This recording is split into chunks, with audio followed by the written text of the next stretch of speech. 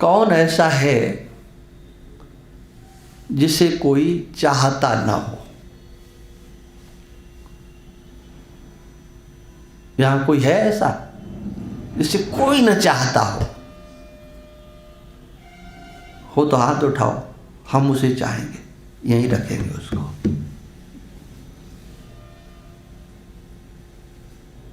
है? बात आई समझ में कि नहीं? कोई ऐसा है आपके उसमें है, कोई टोल में विचार करो कि हमें तो कोई नहीं चाहता है। हाँ।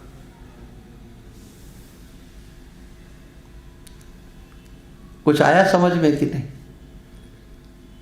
आपको चाहने वाले हैं ना, तो आपको किसको चाहते हैं? इस 3.5 हाथ को, शरीर को, इसको चाहते हैं या इसके अंदर जो है उसको चाहते हैं?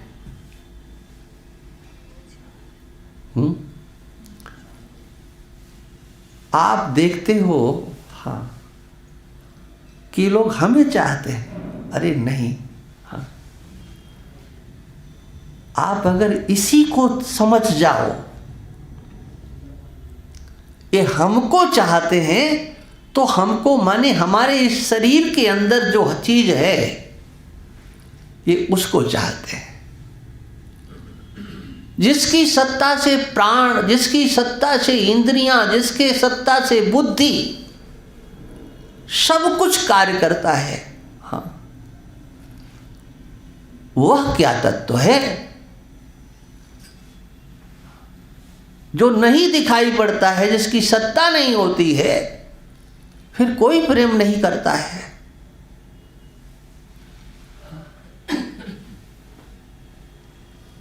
और संसार में हाँ, तो हमारे याज्ञवल्क्य जी ने बृहदारण्यक में एक बात कही है, तो सच्ची, लेकिन लोगों को सुनने में अच्छी नहीं लगती है। बात है सच्ची, किंतु अच्छी नहीं लगती है। तो महात्मा लोग कहते हैं अच्छी लगे चाहे न लगे, बात सच्ची कहना चाहिए, है ना।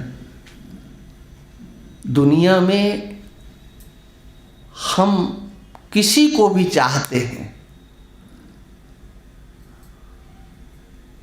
तो बताओ, हम उससे प्रेम जो करते हैं उसके लिए करते हैं कि अपने लिए करते हैं? ये मैं बृहदारण्यक की बात सुना रहा हूं। आप किसी से प्रेम करते हो इसलिए कि हम इससे प्रेम करेंगे ये सुखी हो जाए।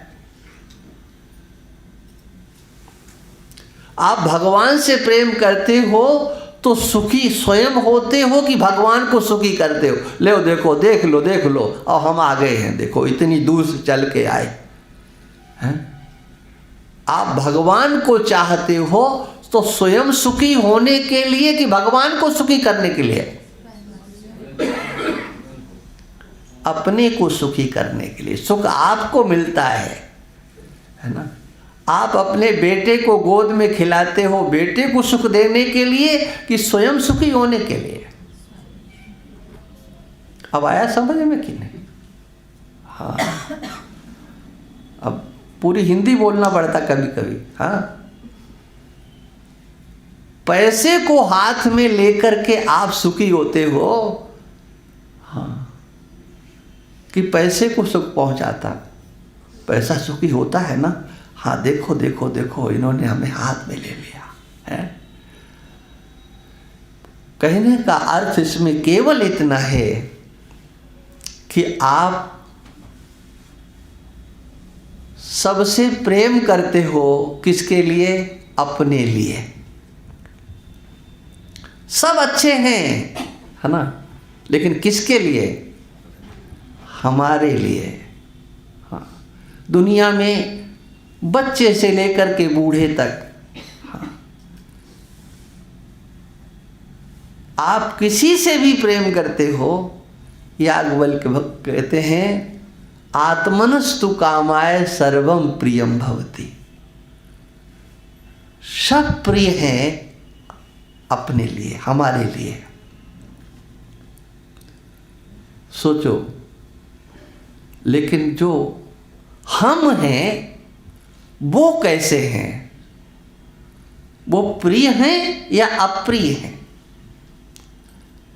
हम अपने से जो प्रेम करते हैं, सबसे प्रेम करते हैं अपने लिए, तो बताओ आपको अपने से कितना प्रेम है?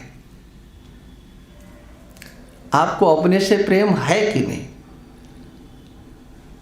कितना प्रेम है, कभी विचार किया? हाँ, सबके अस्तित्व के अभाव का दर्शन करने को आप तैयार हो। गहरी नींद में जाते हो, सुषुप्ति में जाते हो, किसी का दर्शन नहीं होता। सबको भूल जाए, सबका अस्तित्व हमारे दिमाग में बैठा हुआ है, ये अस्तित्व हमारी बुद्धि से निकल जाए। लेकिन क्या हमारा भी अस्तित्व निकल जाए? हम ऐसे सोए कि हमें हमारे अस्तित्व का कभी पता ही नहीं लगे। सोचो, नींद आएगी क्या? हाँ, आप सोने के लिए जाएं और कोई कह दे कि आपके चारपाई के नीचे सर्प है, नींद आएगी? नहीं आएगी, गायब हो गई। अपना अस्तित्व आपको कितना प्रिय है। सबको आप छोड़ते हो अपने लिए, लेकिन आपके अस्तित्व पर अगर कहीं खतरा आ जाए,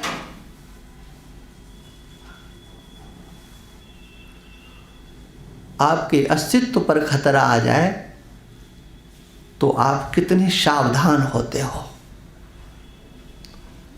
ये जो अस्तित्व है, इसकी कीमत है। ये अस्मिता की कीमत है, अस्तित्व की कीमत है। जो अस्तित्व है, वह अस्तित्व आपका अपना है। आपके अस्तित्व से सबका अस्तित्व है, सबके अस्तित्व से आपका अस्तित्व नहीं है। ये ध्यान रखना, आप हैं तो सब हैं, ये नहीं कि सब हैं तो हम हैं। हाँ, आपके अस्तित्व में सबका अस्तित्व है, और वह जो अस्तित्व है, उस अस्तित्व को आप समझते नहीं हो कि मेरी कोई कीमत है। और यदि आप अपने अस्तित्व को समझ जाएं, हाँ, तो दुनिया का स्वरूप ही बदल जाए। लोग हमें चाहते हैं, ये बिंदु समझ में आ जाए। लोग हमें चाहते हैं, क्यों चाहते हैं? सुखी होने के लिए कि दुखी होने के लिए? क्या उत्तर होगा? आपको कोई भी चाहता है सुखी होने के लिए। अब ये सुखी होने वाला अस्तित्व आपका है, आपसे सब सुखी हो रहे हैं, लेकिन दुर्भाग्य ये है कि आप दुखी हो। आया समझ में कि नहीं? लोग तुम्हारी ओर देख रहे हैं, इनको देख लें तो हम सुखी हो जाएंगे, इनसे बात कर लें तो हम सुखी हो जाएंगे, इनके पास बैठ लें तो सुखी हो जाएंगे, ऐसा कर लें। लेकिन आप दुखी हो, क्यों? आप अपनी महिमा को नहीं जानते हो। मैं ऐसा हूं जिससे सब आह्लाद लेना चाहते हैं, आनंद लेना चाहते हैं, तो फिर मैं दुखी कैसे? मैं दूसरों की अपेक्षा क्यों करूं? कुछ समझ में आ रहा है कि नहीं आ रहा है? सब हमसे सुख लेना चाहते हैं, तो इसका मतलब हमारे पास सुख है। तो फिर हम दूसरे की ओर देख करके क्यों सुख लेना चाहते हैं? यही है अंतर, माने अंदर में देख बैठा हुआ वो सच्चिदानंद स्वरूप परमात्मा है आपके अंदर, तभी आपसे सब सुख लेना चाहते हैं। हाँ, सबके अंदर बैठा है, और जहां नहीं दिखाई देता है, हाँ, वहां से आप हट जाते हैं। ये आपका अस्तित्व है, आपकी अपनी महिमा है। हाँ। आप हैं तो अन्य है। अरे भगवान मंदिर में हैं, कब हैं? जब आप होशो हवास में हो, आपका दिमाग ठीक है ना, तब वहां भगवान है। और कहीं पर भी भगवान है वो आपके बुद्धि से है, और आपके अंदर भी जो भगवान है वो भी आपके दिमाग से ही है, ध्यान रखना। हाँ, चाहे बाहर का परमात्मा हो और चाहे अंदर का परमात्मा हो, वो है कब? जब आपका दिमाग सही है तब। इस बुद्धि को ठीक करो। बुद्धि से आप हर काम करते हो, कोई ऐसा काम नहीं है जो आप बिना विचार के करते हो, लेकिन संसार में विचार करके आप जीते हो। उस बुद्धि को वहां नहीं लगाते हो जिससे आपके जन्म मृत्यु का प्रवाह छूट जाएगा, सबसे आप मुक्त हो जाएंगे। जन्म बंध विनिर्मुक्ताः पदम गच्छन्त नामयम्। बुद्धि युक्तो जहातीह उभे सुख दुष्कृते। आपके पास बुद्धि है। बुद्धि शब्द का अर्थ होता है ज्ञान, ध्यान रखना। बुद्धिर ज्ञानम, ये भाष्यकार भगवान कहते हैं, बुद्धि माने ज्ञान। हाँ। और दर्शन शब्द का अर्थ भी ज्ञान ही होता है। दृश्य धातु जो है ज्ञानार्थक है। दर्शन हुआ, ज्ञान हुआ। आपके पास ज्ञान है, और वह ज्ञान, जिस ज्ञान के ऊपर कुछ भी, एक दिन मैंने परसों कहा था ना, ज्ञान है, और कितना बड़ा ज्ञान है, जिससे आप परमात्मा का दर्शन कर सकते हो। आप मंदिर में जाते हो, ज्ञान से ही तो दर्शन करते हो। आपके पास बुद्धि है कि ये भगवान हैं, ज्ञान है आपको ना। अरे यहाँ बैठे हो, ये बाबा जी लोग बैठे हैं, हम लोग बैठे हैं, ये ज्ञान है आपको, ये महात्मा है, तभी ना बैठे हो। और अगर कहीं दूसरा हो जाए तो बैठोगे आप? ये ज्ञान, हाँ, आपका अन्यों के संबंध में बहुत है, लेकिन अपने संबंध में भी होना चाहिए। और ईश्वर का ज्ञान प्राप्त करने के लिए, ईश्वर को समझने के लिए, देखो एक मान्यता का विषय है। मान लिया हमने, और एक मान्यताओं को पृथक करके फिर उसका ज्ञान प्राप्त करना, दो चीजें। देखो मान्यता है एक इधर के लोग हैं, एक इधर के हैं। अब इसमें देखो मान्यता ही तो काम कर रही है ना। पंच तत्वों में कोई विकृति नहीं है, पांचों तत्व बराबर हैं, एक जैसे। मन सबका बराबर, एक जैसा मन होता है सबका। हाँ,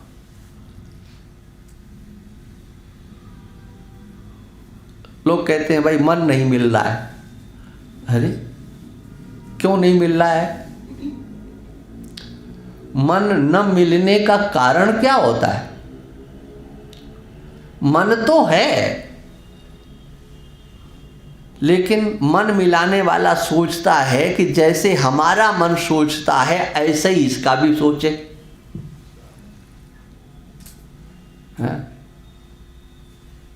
घर में 4 लोग हैं, 6 लोग हैं, तो घर का मालिक ये सोचता है कि सबका मन हमारे जैसा सोचे, तो दूसरे का मन तो फिर मन तो हुआ नहीं ना। हाँ, आदमी अपना मन तो मन समझता है कि मेरा मन ठीक है, दूसरा गलत सोच रहा है। अरे पता नहीं लगता है सच्चाई का, चेहरे मोहरे से ठीक लगते हो। अगर कोई तुम्हारे मन को ही देखने वाला मिल जाए ना, कि देखे इनका मन कितना सोचता है, कैसा सोचता है, क्या सोचता है। अरे सबके मन में हाँ कुछ भी कहीं भी आ सकता है, क्या आएगा कोई पता नहीं है। हाँ, मन तो मन है। ये अपंचीकृत पंच महाभूतों के सम्मिलित सात्विक अंश से मन बना हुआ, अंतःकरण बना हुआ है। उसमें प्रतिबिंब पड़ता है परमात्मा स्वरूप का, जिससे वह मन चैतन्य हो जाता है। वह विज्ञान के स्वरूप को आत्मसात करने में समर्थ होता है, और ये स्वाभाविक होता है। अंतःकरण है, वहां पर ज्ञान होता ही है। सत्वा संजायते ज्ञानम, सत्व से ज्ञान आता है। तो देखो मूल को आप देखेंगे कि जो अंतःकरण का निर्माण हुआ है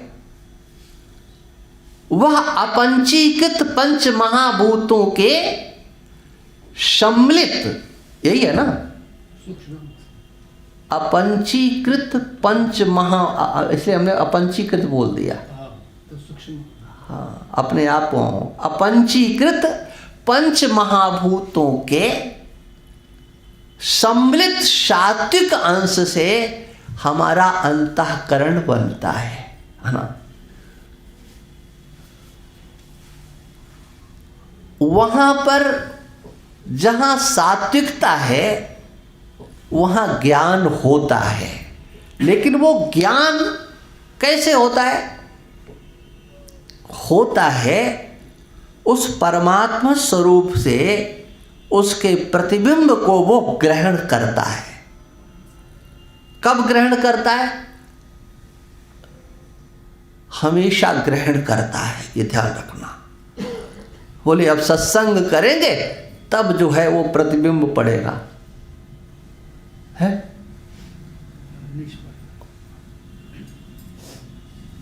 हमेशा हमेशा हमेशा।